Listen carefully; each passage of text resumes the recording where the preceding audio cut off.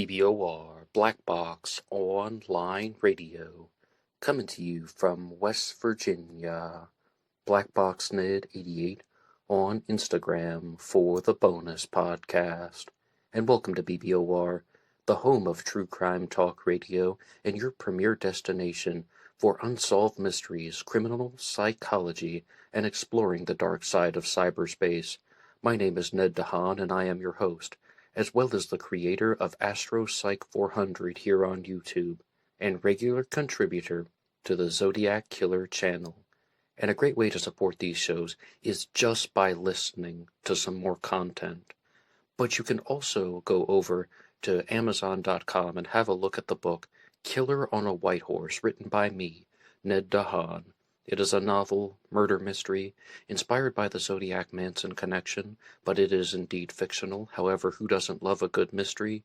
And there is always the TeeSpring page. Feel free to check out some of the merchandise. And remember, being weird is not a crime. Let the show begin. Alright, hello everybody. Today is Friday, another Anything Goes Friday. Welcome to the show. How's everybody doing? Hope everyone is well. Just a couple of quick announcements before we begin. The first is that there is a new series on this channel talking about a possible discovery in the Zodiac Killer mystery, and it is called just that, Zodiac Killer New Discovery, the Moraga Letters, and it is coming out on the weekends. And there's an ongoing series about the New Orleans Axeman that comes out on the Wednesday show. The Axeman of New Orleans is another unidentified serial killer who operated in the earlier part of the 20th century, around 1918 and 1919, and those episodes come out on Wednesdays. And of course, every Monday is Zodiac Monday here on BBOR. And if you would like to support any of these efforts, you can like, subscribe, and also go over to BuyMeACoffee.com. There's a link to that in the description box. BuyMeACoffee.com allows you to make a donation or contribution to help support the show, and anybody who makes a contribution will get a shout out on Zodiac Mondays. In this episode, I'm going to be talking about Kjell Qvale, a man who was not only a Zodiac killer suspect and widely discussed Zodiac killer suspect, he had an enormous life completely separate from the true crime world. And those of you who follow the Zodiac Killer news reports that I do on Monday know that I was reading the book Lunches with Mr. Q by Kevin Nelson, but I had to put that one down and pick up some other books such as Robert Talon's Ready to Hang, which talks about the New Orleans Axeman. But I really wanted to get back to this book on Qvale because it's not talking about anything Zodiac related. It's talking about Kjell Qvale's ideas, his life story, and we hear so much about suspects and unsolved mysteries, but this one was a breath of fresh air in some ways because it's just answering the question, what was this guy like? I mean, you hear all these things about maybe he's living some type of double life and he's actually a serial killer. Well, what was he like when Kevin Nelson, the writer, is trying to interview him and just to learn about his thought process? Kjell Qvale was born in 1919 in Trondheim, Norway. He came to the United States at a rather early age, in his early preteen years, and there was a video of him that's even available on YouTube when he talks about growing up in Norway. He really enjoyed the horses, and that became a major passion in his life.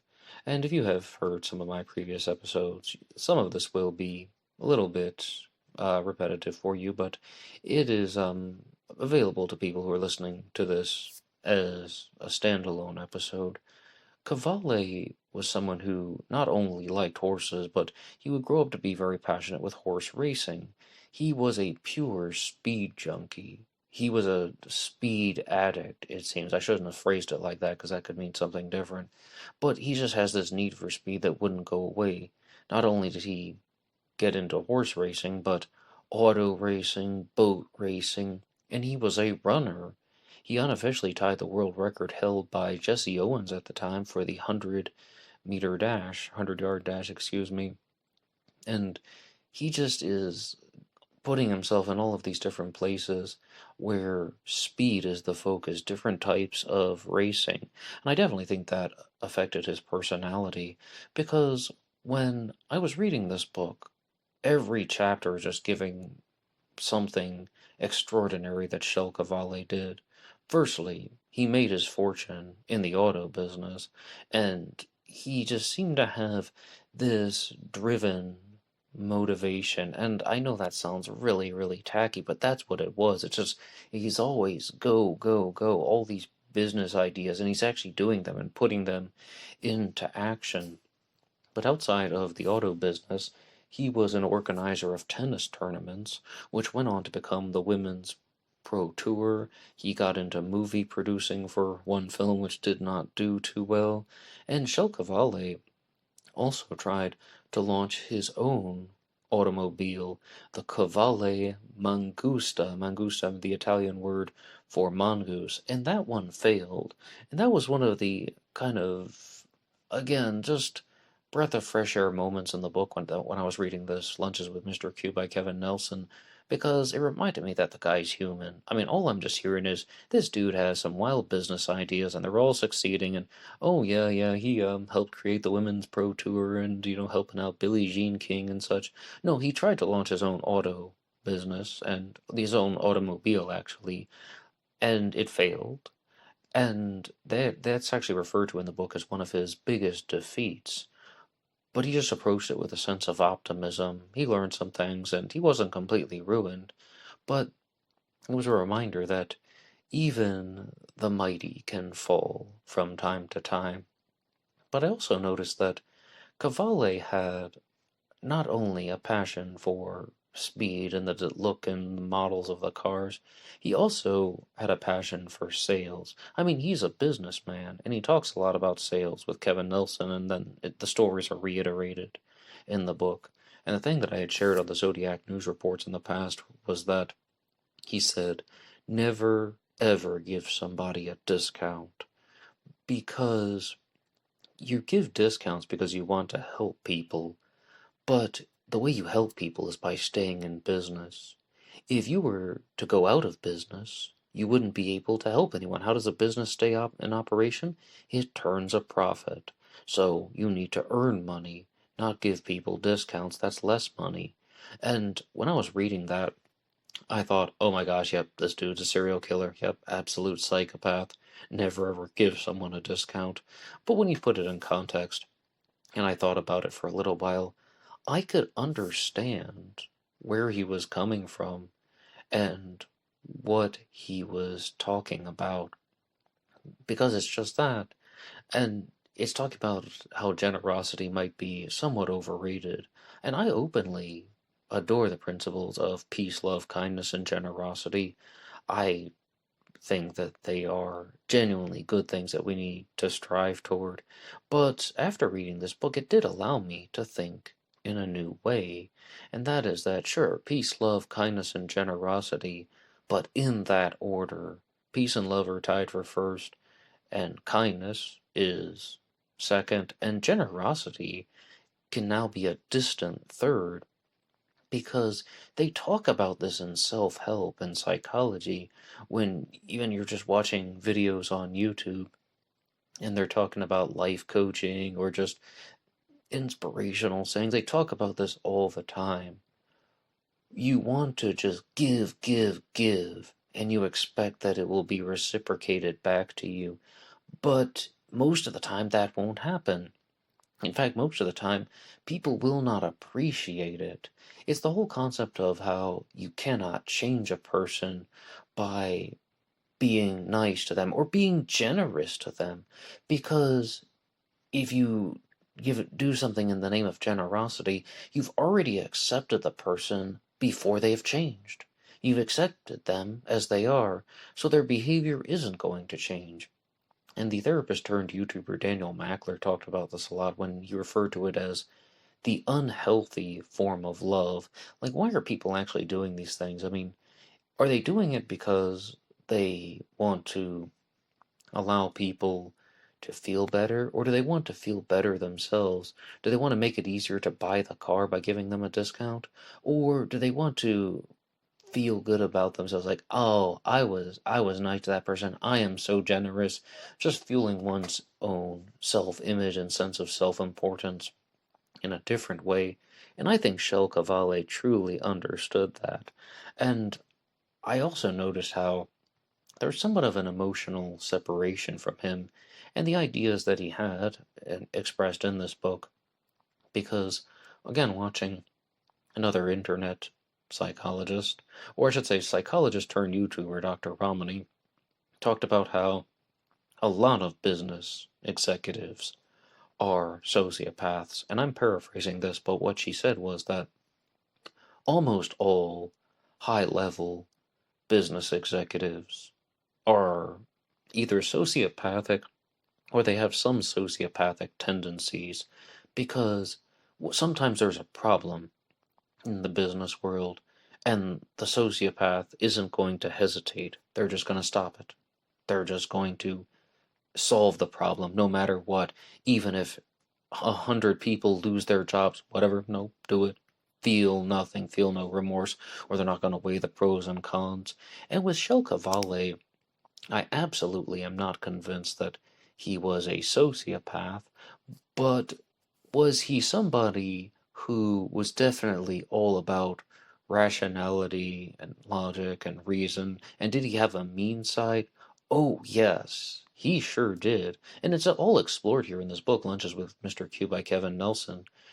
Firstly, he was someone who did not value academic smarts by itself. In fact, he really looked down on people who were quote unquote book smart, but not street smart. And he had his own expression for this, that someone who is book smart, but not street smart, is 2 times smart and 3 times stupid. And Kevin Nelson even pays close attention to how Mr. Qvale would refer to stupid people in many different ways. So he had a mean side that I find is often neglected in a lot of the discussions, because all you're seeing is just he's this wealthy, intelligent, go-getter type of businessman. But it seems like he had somewhat of a personality that is just, as he said in the title of his own memoir, never looking back, always looking forward, and just leaving people behind in the dust. I think I wish I had used that as the final line for the episode, but I think you can get the idea. He is definitely putting his own plans into action. And I remember I was listening to an episode of Free Domain Radio once, and they were talking about how, again, business executives can have that type of sociopathic tendency, or that type of just pure rationality. And I think all of this will apply to Mr. Qvale for a particular reason, which I'll get to. But that particular episode talked about how a guy's talking about his sister, and he's saying that his sister is just a ball of logic and reason, and she just solves problems in a very logical and rational way automatically. And the only time he ever felt, or he ever had an emotional connection with his sister, was at one time during his childhood. She showed some emotion or empathy because she was reading a story about a horse and the horse died, and he came into her bedroom and gave her a hug for what felt like an hour. And he said that's the only time. One time. And his sister actually had the opportunity to become the CEO of a company, but one of their parents had died, so she had to back out. But that's exactly what Dr. Romney was talking about. Those types of tendencies are very valuable in the business world. And I think that all of this is relevant to somebody like Kjell Qvale, someone who had that particular type of insight when he was able to look at a problem, figure out how to solve it, and then move on and achieve the next thing. But I'm being very clear again. I don't think Kjell Qvale was a sociopath. I think he was just a very rational and thoughtful, calculating, mentally organized person who was perhaps even power assertive, But he definitely showed passions in life, as I said, for horses as well as cars. How about that? I mean, so many things in the book Lunches with Mr. Q about his passion for cars, or just that he wanted to earn money and generate wealth. But I also thought there was a particularly interesting part of the book when it talks about how Kjell Qvale had several brothers and sisters, but the one he was closest to was his brother Bjarne, Bjarne. Again, they're a Norwegian family, and Bjarne was younger than Kjell. However, they mostly just didn't have any disagreements. And in context, I think that stands out that Kjell might have had some particular types of disconnect from his parents, or that there may have just been a little bit of a lack of bonding.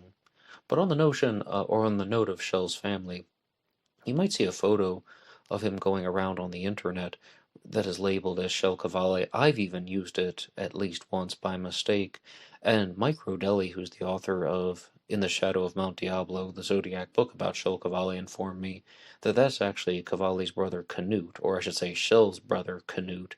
His last name was Qvale as well, Canute Qvale. And Canute was heavily involved in the auto business as well. When I was reading Canute Qvale's obituary, it might as well have been written about Kjell. Auto business, tycoon, rational-minded, all of these things were applying to him. And, they're family members, they're brothers. But what I think is truly interesting is how Kjell goes on to become a Zodiac killer suspect. And he is someone who perhaps would have been the wealthiest Zodiac killer suspect. He may have been the most accomplished Zodiac killer suspect. And did this man actually live a major double life? Was he just somebody who was frustrated with the need for speed? Okay, horse racing is no longer entertaining, nor auto racing, boat racing. No, he's already done all that. He even tied the world record for the 100-meter dash, as I said before.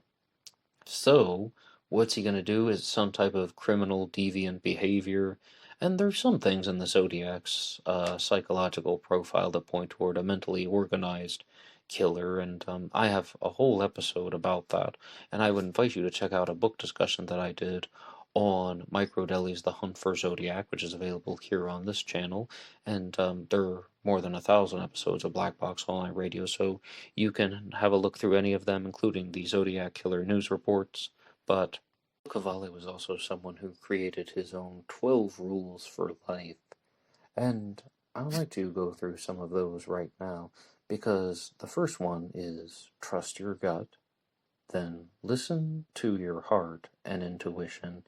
They will tell you the direction you need to go.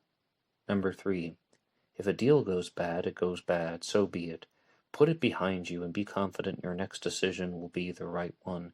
And I have to jump in with this one because I think that just represents that type of rationality that I was talking about problem solving, not hesitating. And of course, they talk about this in business all the time.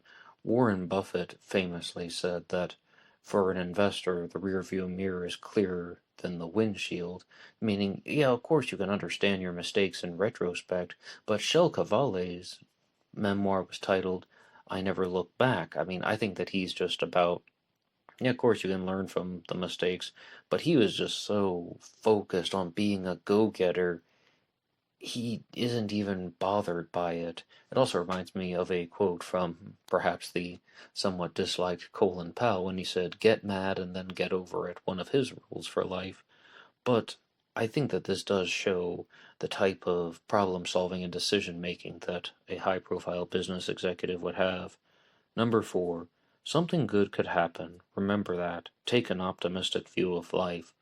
Again, another example that we've been through, him losing out on the Qvale Motors, Qvale Mangusta. That car didn't take off, which really wasn't such a bad looking car. When I think of the Italian Mongoose, Qvale Mangusta, I was really expecting something hideous, like maybe that car Homer Simpson designed that had 3 horns that all play La Cucaracha that cost $82,000. No, yeah, like it wasn't. It was better than that, I suppose. But the next one on Kjell Qvale's list for life is number 5. Nothing is permanent in life, including you. Enjoy yourself, have fun. But this is partnered with number 6. Go easy on the indulgences. The best pleasures are the simplest. Isn't it great to hear a millionaire telling you that the best pleasures are the simplest? I mean, this guy would import cars from even as far as India just to look at them. Yeah, let's bring a car across the Pacific Ocean to California. I just kind of want to see what it's like, poke around a little bit. Maybe we'll learn something about it. And oh, yes, but the best pleasures are the simplest. That would definitely be something that the executive is going to be passing on down to the employees. Number 7, dress nice. It will help you in sales and in many other departments of life as well. Number 8, listen to your friends and family. Just don't listen to them too much. Number 9, stand up for what you believe, no matter how unpopular or out of date it may seem to others. And again, I listen to lots of things about life coaching or just what people talk about with assertiveness training and conflict resolution, or people tell their own stories on YouTube about how they handled problems. Stand up for what you believe, no matter how unpopular or out of date it may seem to others. This can also fill people's heads with a little bit of nonsense sometimes, thinking, oh, well, this business executive told me to stand up for myself and call out other people when they're doing something wrong, no matter how unpopular it is. What they should include in this rule for life is, if you're going to stand up to other people, get ready for a fight. Because sometimes the other person isn't going to take kindly to your words and they're going to retaliate. And if you do something that, even if you're completely in the right, like say someone is doing something abusive to somebody else, hey, you should not do that, that's bad. The other person isn't simply just going to recognize, oh, well, no one's ever called me out on this before, okay, I'm going to stop doing the bad thing. No, they're going to try and fight you. So stand up for what you believe in, no matter how unpopular or out of date it may seem to others, and get ready for a fight. Why don't we phrase it that way? Number 10, take risks, blaze a path, find the MGTC of your life and go with it. And I would like to partner that with another self-help statement. Taking action without a strategy sets you up for demoralization. Qvale's right. Qvale's right, absolutely. Take risks, but have a strategy. And I heard something really interesting in a video of recently when someone was saying that, have you ever known someone who had a business idea, right? And the example they used in the video was a bookstore, and they're talking about opening a bookstore, and they're saying, "Oh, I think I would like to have a bookstore like this." And they actually go through with the idea. They took the risk, right? They went through with the idea. And they open a bookstore, and it's not doing well, and they say, well, I think the bookstore could still work if I did it this way, and then it doesn't, and it goes out of business, and then they're saying, I still think it could have worked if only I had done that. It's just, I think this, I think that, I still think this. And it's all about what they're thinking. They're not living in the external world. They're just living in their own mind. And they're just expecting that other people are going to like their business idea. I think this, I think that. Why aren't people buying my stuff? I think they should. But somebody like Kjell Qvale, I mean, I don't think this, I know this. He had the ability to master both worlds, to have his ideas, and to put them into action and to succeed with them. And I think the overwhelming reason for that was, firstly, he was very rational, and he had that type of problem solving aspect and go getter aspect where he's not going to hesitate, he's just going to go for it. Think about what I said involving the person who was just a ball of logic and reason. I'm being clear, I noticed some of those tendencies in Shell, that's why I included that story. But it's like, he's not just living in the world of his own emotions, like that hypothetical example of the bookstore owner. No, he's living in a world where there are principles and problems, and he can solve them very easily because he's rational, analytical, and he's paying attention to how other people behave. And please note that in almost every rule that I'm talking about, I'm not really disagreeing with it. I'm just expanding on it because I think there is a certain sense of honesty that needs to be included in these things like rules for life and so on. But Shell also says in number 11, 92 years may seem like a long time, but it's really not. In the time you have, use it. And number 12, oh yes, drive beautiful cars. In fact, I would like to just read the list one more time straight up. Mr. Q's 12 rules for successful living. Number 1, trust your gut. Number 2, listen to your heart and intuition. They will tell you the direction you need to go. Number 3, if a deal goes bad, it goes bad. So be it. Put it behind you and be confident your next decision will be the right one. Number 4, something good could happen. Remember that. Take an optimistic view of life. Number 5, nothing is permanent in life, including you. Enjoy yourself, have fun. Number 6, go easy on the indulgences. The best pleasures are the simplest. Number 7, dress nice. It will help you in sales and in many other departments of life as well. Number 8, listen to your friends and family. Just don't listen to them too much. Number 9, stand up for what you believe, no matter how unpopular or out of date it may seem to others. And number 10, take risks, blaze a path, find the MGTC of your life, and go with it. Number 11, 92 years may seem like a long time, but it's really not, and the time you have, use it. And number 12, oh yes, drive beautiful cars. Of course, a millionaire is going to be telling you exactly how to live, and he might have some good points, and he definitely will have good points about business, but there's a difference between being an average Joe and being the millionaire who has employees who have to listen to them because he is indeed the boss, and he seems like somewhat of a competent boss. But I would like to ask you guys a challenge question, because I was watching a business video once. I think it was from Ray Dalio, but I'm not 100% sure. It's several months ago. And he said that he never worried about making business decisions because he knew what he was doing. He's like a billionaire.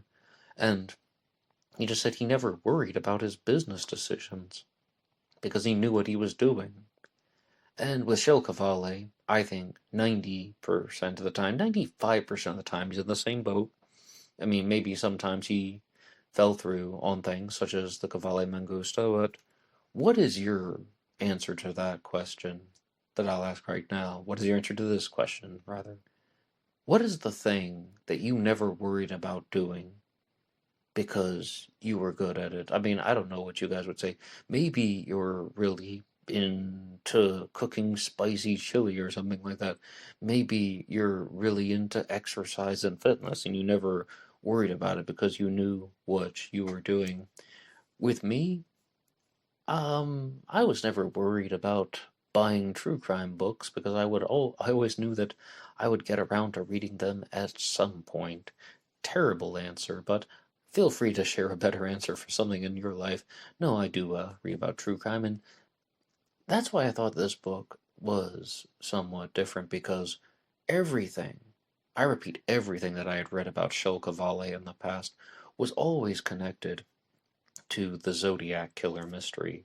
Zodiac operated in 1968 and 69, and Mike Rodelli is, of course, the loudest voice that Kjell Qvale was the Zodiac Killer. Kjell was born in 1919, so he would have been 50 years old at the time of the Zodiac crime spree, but he looked younger. As I said, he's a former runner, athlete, as well as millionaire. He would have been in very good shape, and he would have easily been able to fool people into thinking that he was younger. But to talk about the psychological aspects of why there is some type of suggestion that the Zodiac Killer was a mentally organized serial killer or a high-profile individual, the Zodiac said that he would tie where he would tape and secure a pencil flashlight to the gun barrel, and that is something that he used during the Lake Herman Road murders on December 20th of 1968, allegedly. And the profiler Richard Walter said that that person said gun barrel and not the barrel of the gun, which is much more common. Firstly, Kjell Qvale owned a horse named Gun Barrel, and secondarily, it also shows that someone is coming from a rather advanced and almost superior set of mind, because it's not rough language, it's showing a certain type of organization. Another point to show that the Zodiac is some type of elite individual is that he wrote on monarch-sized stationery, which is more like a high-end type of stationery. Kjell Qvale also wrote on monarch-sized stationery, and if you read Microdeli's book, you'll find that Kjell Qvale had relatives who had significant dates in their life which were connected to the Zodiac crimes. Again, this is all alleged. Kjell Qvale was never convicted of being the Zodiac killer, but it goes to show you that there are some elements of synchronicity, or some dates in his family tree do correspond with dates of Zodiac activity. But you can always be the judge, and you can always share anything that you particularly like. I would definitely want to read more about the 1947 UFO sighting involving Kjell Qvale, but I would also like to read more about his involvement in World War II. I think that would be equally, if not more, fascinating, and maybe there'll even be some more World War II episodes on this channel. I used to talk a lot about Adolf Hitler, and I have done several episodes on him, the old black box recordings. But my ultimate conclusion is that after reading this book, I think that it was very humanizing, because my original understanding of Kjell Qvale was that he was just a powerhouse of business ideas, whether it's the horses, whether it's the cars, the importing and the exporting, whether it's the sales aspect. He just has all of these business ideas, and they're all mostly working, and even tried to have like a career change later in his life. Oh, I think that was in his 70s when he's talking about going into banking, and he's having a big reversal. And then in his 90s, he starts learning the piano. Like, as he said in his one rule, 92 years is not that long. But I think that he was a mentally organized person. He was of above average intelligence, very strong decision-making skills, very strong problem-solving skills, and much more than that, he perhaps was able to do things that could actually succeed. And he's not just living in this world of emotions. He's living in a world of rationality, but still able to understand emotions. Not like someone who actually is a clinical psychopath and is just cut off from that and doesn't care and is just trying to manipulate people. But I think that Kjell Qvale definitely had perhaps that mean side that I mentioned about just looking down on other people, thinking that everyone is stupid, that people don't have any particular type of intelligence if they don't have the street smarts as well as the book smarts. And I doubt he used that exact term, but maybe the school of hard knocks would be another way of putting it, or life experience, or they didn't have the ability to make decisions outside of the academic world. Again, I mean, we say this all the time. Someone can be book smart or they can be street smart. And I think that Qvale recognized the importance of both, but that just ties into his problem-solving abilities. What do you think about Kjell Qvale and any of the observations that I made about him? And you can always share what you think about the Zodiac Killer mystery. But one more time, the book is Lunches with Mr. Q by Kevin Nelson, talking about the life of Kjell Qvale, an auto executive, for lack of a better term, who may have been living a double life as a serial killer, but also was just someone who had a lot of strong ideas about life in general. Okay, that's all for me now. I will see you guys over on Instagram for the bonus podcast. Until next time.